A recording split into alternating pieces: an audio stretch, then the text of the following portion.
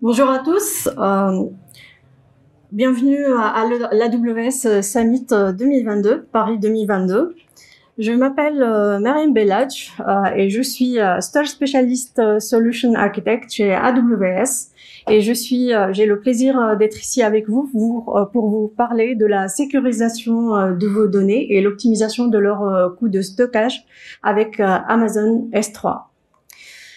Donc Amazon S3, c'est quoi? C'est un service de stockage objet managé par AWS qui permet aux utilisateurs de disposer d'un espace de stockage pour stocker différents types de données, structurées, non structurées, pour différents types de cas d'usage, allant de sites web statiques jusqu'aux cas d'usage d'analytique et de machine learning. C'est un service qui est devenu très populaire parmi nos utilisateurs et nos clients qui l'utilisent déjà depuis 16 ans. Donc le 14 mars dernier, nous avons fêté l'anniversaire d'Amazon S3 qui est a été lancé depuis 16 ans. Et derrière tout ça, en fait, Amazon S3, ça représente des exaoctets de données qui sont stockés sur des millions et des millions de disques. Donc c'est des billions, ça représente des billions d'objets qui sont stockés à travers le monde. Et on culmine régulièrement à des millions de demandes par seconde. Donc vous imaginez un peu l'infrastructure qu'il y a derrière. Et en plus, on atteint des pics de l'ordre de 60 téraoctets par seconde par jour dans une région donnée. Et ça représente plus de 235 microservices qui sont déployés à travers 3 zones de disponibilité. Et si on veut avoir une vue plus aérienne d'Amazon S3, il faut savoir que AWS a déployé plusieurs régions à travers le monde. Et une région AWS, ça représente au minimum une zone de disponibilité, mais en général, c'est 3 zones de disponibilité ou plus qui sont reliées entre elles de façon redondante en termes de réseau, avec une latence de l'ordre de la milliseconde pour assurer une réplication synchrone des données.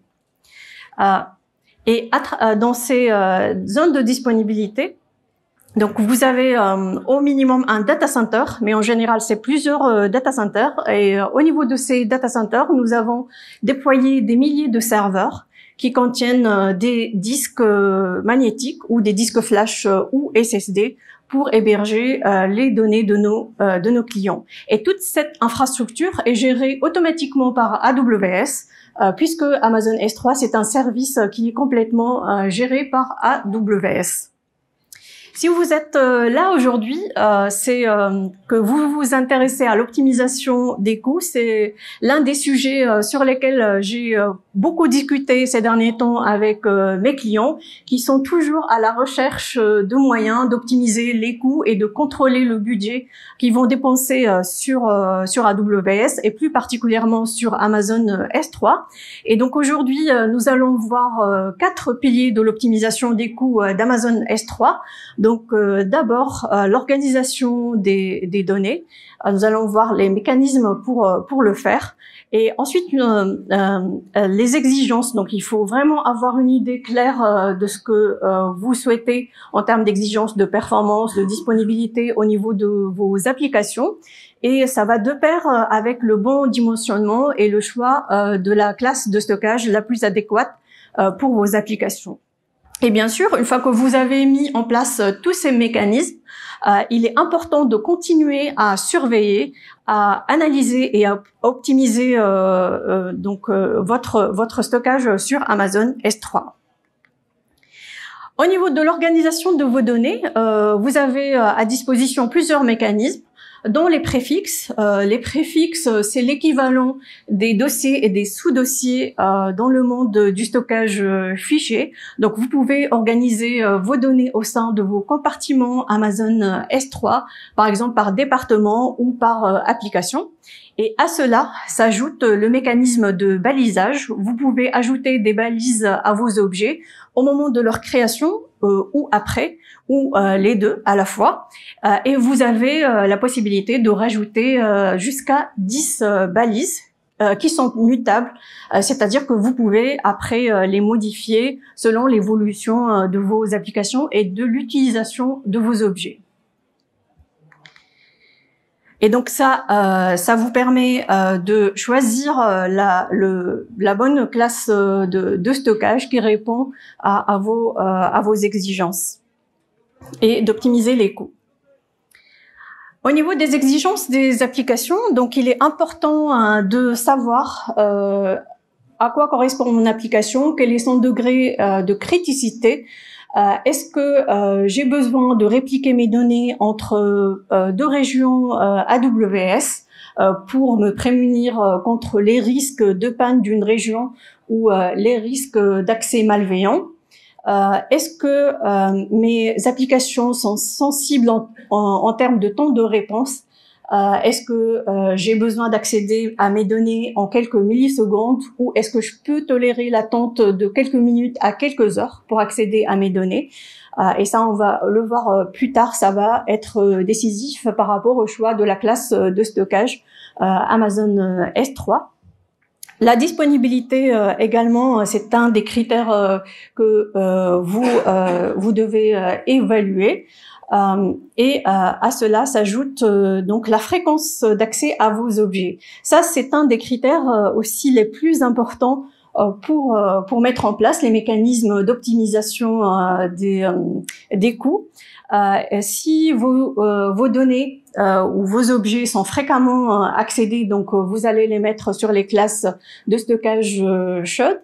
Si c'est plutôt des données qui relèvent de l'ordre de l'archive, donc vous pouvez utiliser les classes de stockage d'archivage pour stocker vos données à un moindre coût et par exemple mettre en place aussi un archivage pendant une certaine durée pour répondre aux exigences de conformité qui peuvent être imposées par la loi. Donc la définition de toutes ces exigences vous permet également de mieux appréhender le choix de la classe de stockage d'Amazon S3 et de faire le choix qui correspond le mieux à ces exigences. Et pour ça, en fait, la service team, donc l'équipe de service Amazon S3 ne cesse de faire évoluer les classes de stockage Amazon S3 par rapport aux exigences des applications des clients. Et donc là, les classes de stockage, elles sont classées par disponibilité. Donc là, à votre gauche, vous voyez les classes de stockage qui sont disponibles sur 3 zones de disponibilité au minimum. Et là, à droite, vous voyez les classes de stockage qui sont disponibles donc localement, soit sur une seule zone de disponibilité ou donc au niveau de votre data center sur les équipements AWS Outposts. Et pendant le dernier reInvent, nous avons lancé une nouvelle classe de stockage d'archivage pour répondre aux exigences de nos clients qui ont parfois besoin de stocker leurs données de façon assez prolongée, mais ils n'ont pas besoin d'y accéder fréquemment, donc ils accèdent à leurs données que rarement, 2, 3 ou 4 fois par an. Mais lorsqu'ils vont accéder à ces données, ils ont besoin de les récupérer de façon immédiate, d'où le nom de Instant Retrieval. Donc la récupération des données se fait de façon instantanée, mais vous bénéficiez d'un prix de stockage plus intéressant par rapport aux autres classes de stockage à accès immédiat. Et si vous connaissez la fréquence d'accès à vos données, vous pouvez mettre en place des règles de cycle de vie Amazon S3 pour faire transiter vos objets depuis les classes de stockage les plus chaudes vers les classes de stockage d'archivage, et par exemple mettre en place une règle qui dit que si un objet est stocké par exemple sur Amazon S3 standard qui n'est pas accédé pendant 30 jours par exemple, vous pouvez le transiter de façon automatique vers la classe de stockage Amazon S3 Infrequent Access, et dans ce cas vous gagnez plus de 50% en termes de coût. Et pour encore faire des filtres encore plus granulaires au niveau des cycles de vie S3, nous avons rajouté les filtres par taille d'objet. Donc, si vous avez des objets qui sont très petits et vous n'allez pas bénéficier de l'optimisation des coûts des classes de stockage, par exemple d'archivage, vous pouvez mettre en place un filtre pour dire que les objets dont la taille est supérieure à 128 kilooctets vont transiter vers ces classes de stockage, et vous laissez les petits objets sur les classes de stockage à accès immédiat. Et en plus de ça, donc vous pouvez mettre en place un filtre sur les anciennes versions. Si vous avez activé la gestion des versions sur votre compartiment Amazon S3, vous pouvez vous assurer que vous ne gardez que les versions dont vous avez besoin, parce que si vous activez le versionning et que vos objets sont modifiés fréquemment, vous risquez de vous retrouver avec un nombre exponentiel d'objets et de payer pour le stockage d'objets dont vous n'avez pas besoin.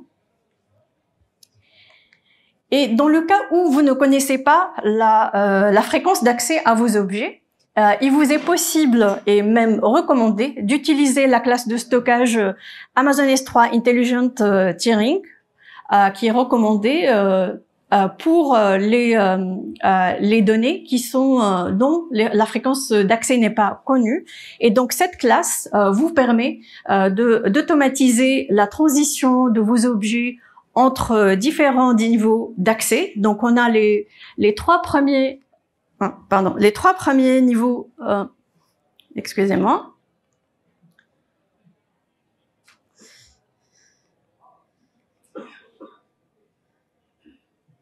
Pardon. Donc les trois premiers niveaux d'accès qui sont qui ont un accès en quelques millisecondes, donc un accès immédiat, ce sont les trois niveaux d'accès par défaut. Et au bout, par exemple, de 30 jours, si l'objet n'est pas accédé, Intelligent Tiering va le transiter vers le niveau d'accès Infrequent Access, et au bout de 60 jours, il va le faire transiter vers la classe Archive Instant Access Tier. Et vous avez la possibilité d'activer de façon optionnelle les niveaux d'accès d'archivage, et ça, en fait, ça vous permet de gagner jusqu'à 72% d'économie en termes de coût de stockage. Et il faut savoir donc pour ces classes, pour ces niveaux d'accès d'archives, donc il faut être conscient que vous pouvez tolérer de quelques minutes à quelques heures d'attente pour récupérer vos données selon la vitesse de récupération de données que vous choisissez. Donc une fois que vous avez mis tous ces mécanismes d'optimisation des coûts, il est important de continuer à surveiller vos données. Et pour cela, Amazon S3 a mis en place un tableau de bord donc qui s'appelle S3 Storage Lens. C'est un tableau de bord qui regroupe des métriques d'activité et des métriques d'utilisation. Donc, par défaut, il y a un tableau de bord qui est créé automatiquement pour vous et qui vous offre gratuitement 15 métriques d'utilisation que vous pouvez utiliser pour surveiller l'utilisation du stockage sur Amazon S3. Et en plus de ça, si vous souhaitez avoir plus de visibilité sur les métriques sur les activités en termes de demande, de requêtes put, get, etc., vous avez la possibilité de mettre en place et d'activer les métriques qui sont payantes, les métriques avancées. Et avec ces métriques avancées, vous avez la possibilité d'avoir des recommandations. Donc, S3 Storage Lens va faire la surveillance pour vous et va générer des recommandations par rapport pour l'optimisation des coûts, la sécurisation des données et par rapport donc aux bonnes pratiques, différentes bonnes pratiques d'Amazon S3.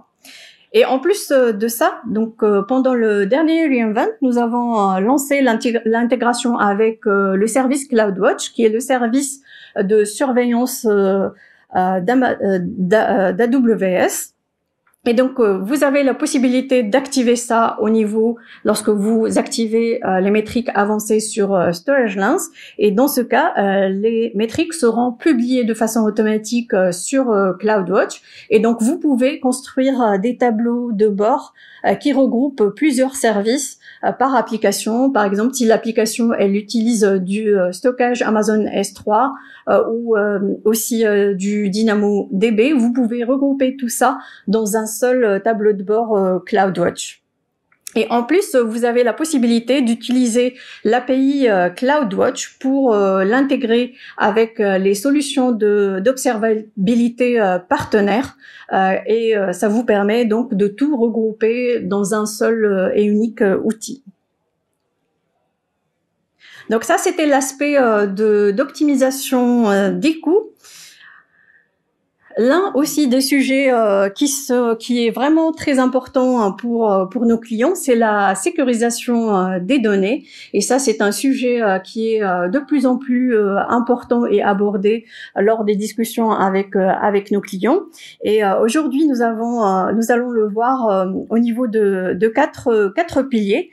Donc le contrôle d'accès, le chiffrement des données, la protection des données et bien sûr toujours et encore la surveillance et la détection. Donc pour sécuriser vos données, donc il est vraiment important de savoir à qui vous exposez vos données et il est important d'activer le blocage d'accès public aux compartiments et aux comptes. Donc déjà, je vous conseille de le faire par compte si vous êtes sûr que vous n'avez aucun compartiment pour lequel vous souhaitez exposer vos données en public. Mais si jamais vous avez donc dans un seul compte des compartiments qui doivent être exposés en public, vous pouvez l'activer par compartiment, mais dans ce cas, vous devez d'abord autoriser l'accès public au niveau du compte pour pouvoir le faire de façon granulaire au niveau compartiment. De plus, vous avez le choix entre plusieurs mécanismes de gestion des accès. Donc, soit vous le faites au niveau des politiques IAM. IAM, c'est le service de gestion des accès et des identités, donc Identity and Access Management d'AWS. Et il vous permet de mettre en place des politiques pour autoriser ou pas l'accès à vos ressources, aux différents utilisateurs ou aux services AWS.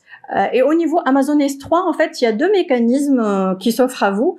Soit l'utilisation des listes de contrôle d'accès qui s'appliquent par compartiment et par objet, soit l'utilisation de stratégies de compartiment. Et pour simplifier encore plus la gestion des accès, nous avons lancé la propriété d'objets Amazon S3. Et donc ça vous permet de désactiver les ACL, les listes de contrôle d'accès, et donc de vous assurer que vous êtes le seul maître des objets qui sont stockés sur votre compartiment. Et donc ça vous permet de faire donc la gestion du contrôle d'accès de façon homogène via une politique ou stratégie de compartiment, soit via une politique IAM, soit une stratégie de compartiment sur Amazon S3. Et vous pouvez le faire soit pour en fait les compartiments déjà existants en modifiant la propriété d'objets, ou vous pouvez aussi le faire lors de la création d'un nouveau compartiment.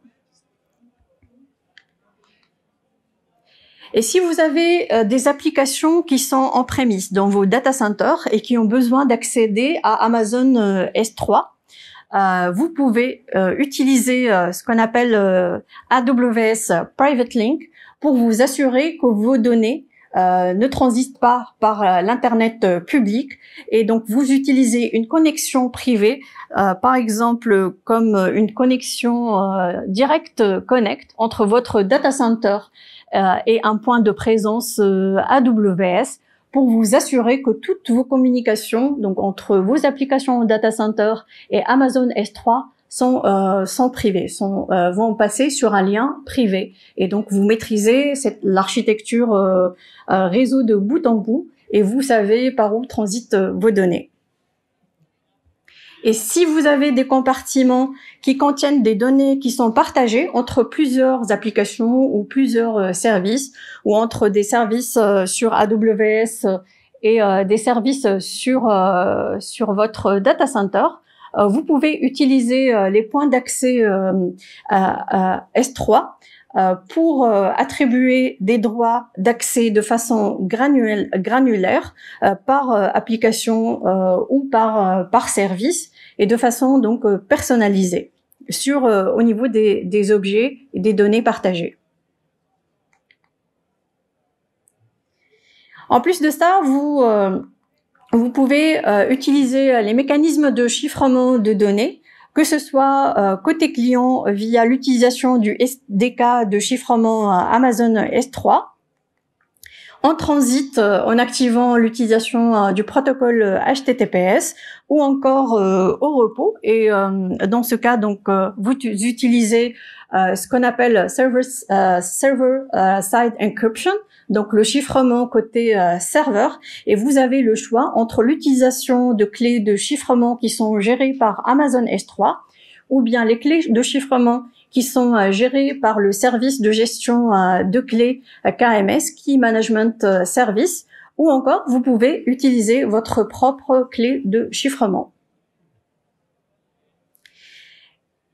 Et pour vous assurer que toutes les données que vous stockez au niveau de votre compartiment sont chiffrées, vous pouvez activer le chiffrement par défaut au niveau de votre compartiment. Et dans ce cas, au niveau de la console, vous pouvez l'activer pour utiliser les clés de chiffrement gérées par Amazon S3, ou bien par le service KMS, ou bien pour pouvoir utiliser vos clés, vos propres clés. Vous devez passer par la ligne de commande ou le SDK, ou encore via les API.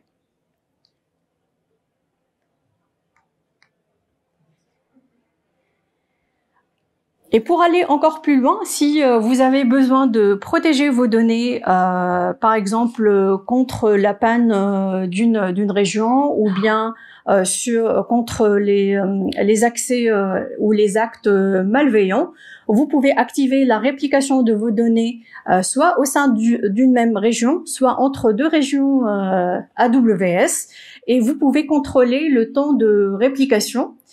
Donc ça, c'est une option payante. Et vous pouvez vous assurer, si vous avez un RPO assez restreint, vous pouvez vous assurer que vos objets seront répliqués au bout de 15 minutes. Et pour pouvoir appliquer la réplication, en fait, l'un des prérequis, c'est d'activer la gestion des versions. La gestion des versions vous permet de garder les anciennes versions de vos objets. Comme ça, vous pouvez vous prémunir contre une suppression malveillante ou par oubli, par erreur. Et donc vous allez pouvoir retrouver les anciennes versions de vos objets. Mais là, attention. Donc tout à l'heure on a parlé de l'optimisation des coûts. Il faut surtout mettre en place une règle de gestion de cycle de vie qui vous permet de supprimer les anciennes versions dont vous n'avez pas besoin. Et si vous avez des exigences en termes de conformité qui sont imposées par la loi, par exemple, pour garder vos données intactes pendant un certain laps de temps, vous assurer qu'elles sont pas modifiées, vous pouvez utiliser le mécanisme Amazon S3 Object Lock pour vous assurer que une fois que l'objet est écrit, donc il est écrit une seule fois, il ne sera plus modifié pendant la durée que vous avez spécifiée, mais vous pouvez toujours y accéder et le lire. Et ça, c'est ce qu'on appelle le mode WOR, c'est le Write Once, Read Many.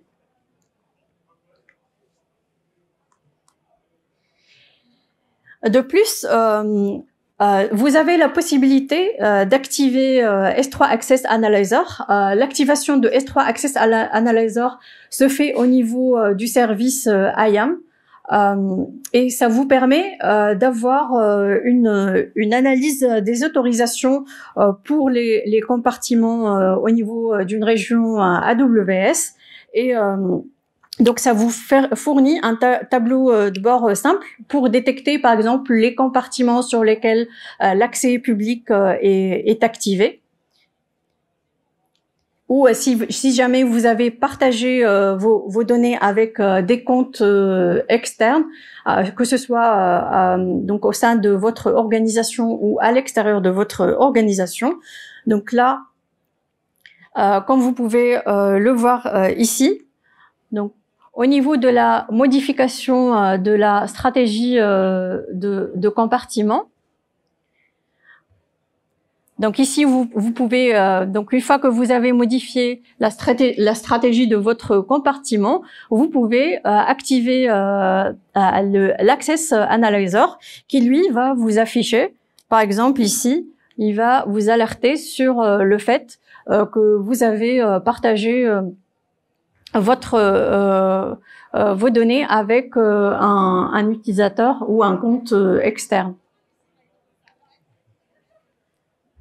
Donc, il est important d'avoir le conseil de S3 Access Analyzer au moment de la modification de vos stratégies de compartiment pour vous assurer que vous avez fait des modifications qui ne vont pas rajouter des risques au niveau d'accès, au niveau de vos données.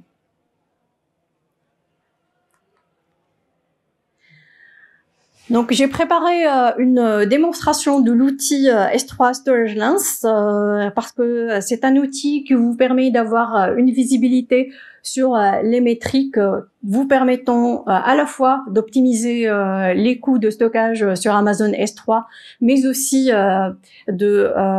d'avoir une visibilité sur la sécurisation de vos données. Donc, c'est une vidéo. Donc, on va la démarrer.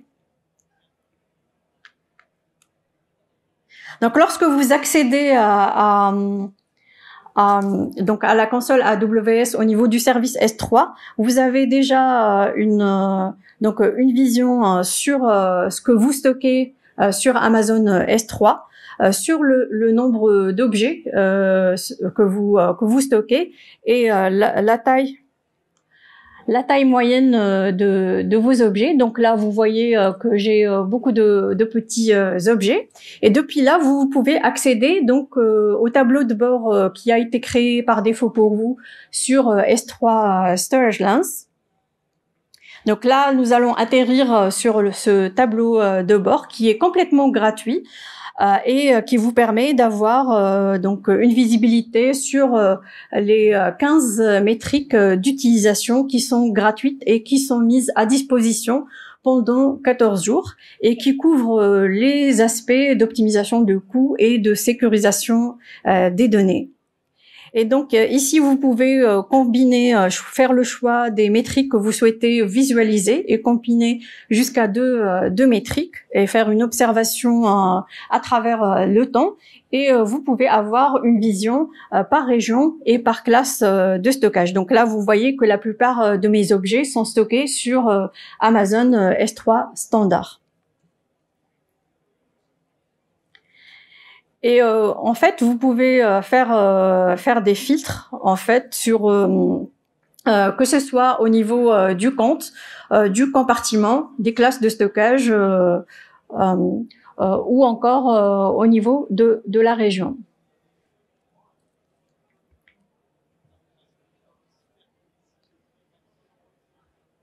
Et si jamais vous souhaitez modifier la configuration de ce tableau de bord, donc vous pouvez le faire directement depuis cette page. Et donc ça, en fait, ça vous permet d'activer les métriques avancées.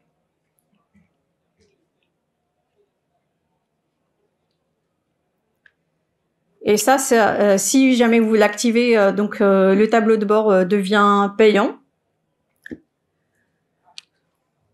Et là, vous voyez que vous avez accès par défaut aux 15 métriques d'utilisation, le nombre d'objets, le nombre de versions actuelles, par exemple, ou encore les octets de multipart upload incomplets.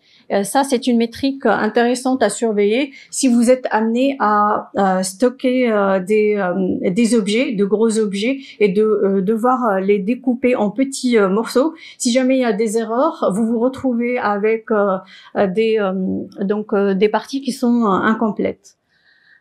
Et vous pouvez exporter ces métriques soit en CSV ou en Apache Parquet et les stocker sur un compartiment S3. Et lorsque vous activez les métriques avancées, donc vous pouvez activer la publication de ces métriques sur Amazon CloudWatch, et vous pouvez également activer l'observation par préfixe, et vous avez le choix soit d'activer cette observation par pourcentage de données qui sont stockées au niveau de ces préfixes, ou bien d'aller jusqu'à 10 préfixes en termes de profondeur.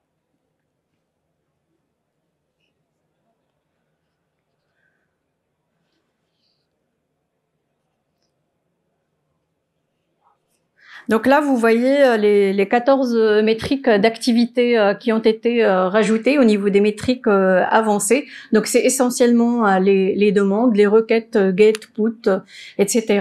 Mais aussi il y a aussi les taux d'erreur, les erreurs de type 400 et 500. Donc je vais vous montrer ce que ça donne au niveau d'un tableau de bord que j'ai créé pour la démo avec les métriques avancées.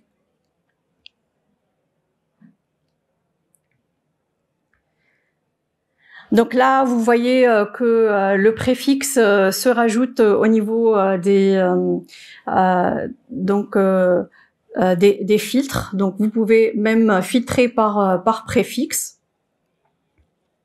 Si vous avez par exemple besoin d'observer les activités ou la consommation du stockage par rapport à une application pour faire de la refacturation, donc vous pouvez le faire à ce niveau-là.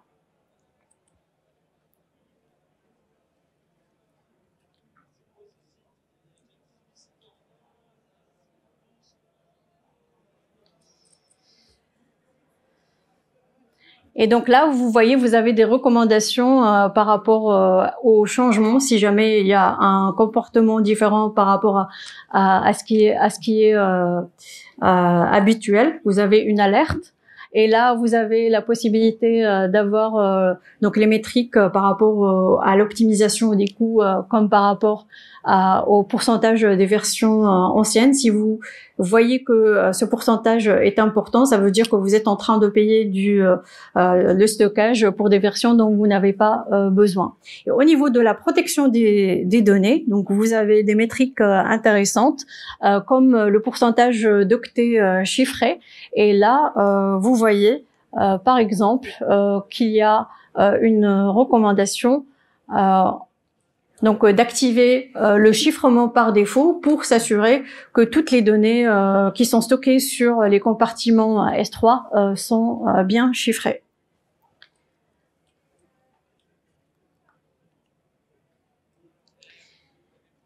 Et en plus de ça, en fait, ce qui est intéressant, lorsque vous activez les métriques, l'exportation des métriques sur CloudWatch, vous pouvez mettre en place des alarmes par rapport à un certain seuil, par exemple pour que ce soit pour les métriques d'utilisation ou pour les métriques d'activité.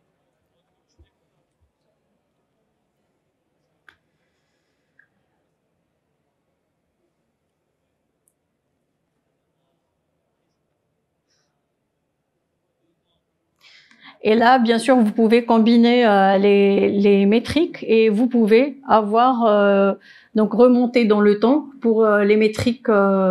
Donc, lorsque vous activez les métriques avancées, vous pouvez remonter jusqu'à 15 mois d'historique.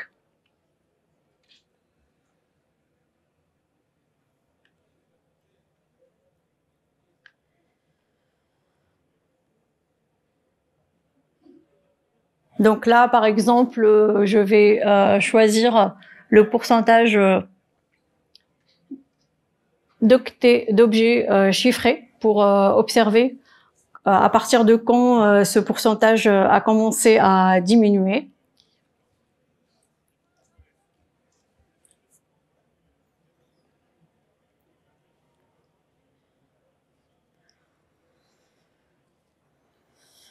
Et donc là, vous voyez, c'est ça remonte au 14, à peu près à 14 mars. Et vous pouvez en fait faire des filtres en sélectionnant directement sur le diagramme. Vous pouvez filtrer, choisir les dimensions sur lesquelles vous souhaitez filtrer et les appliquer pour les afficher de façon donc en temps réel, de façon immédiate.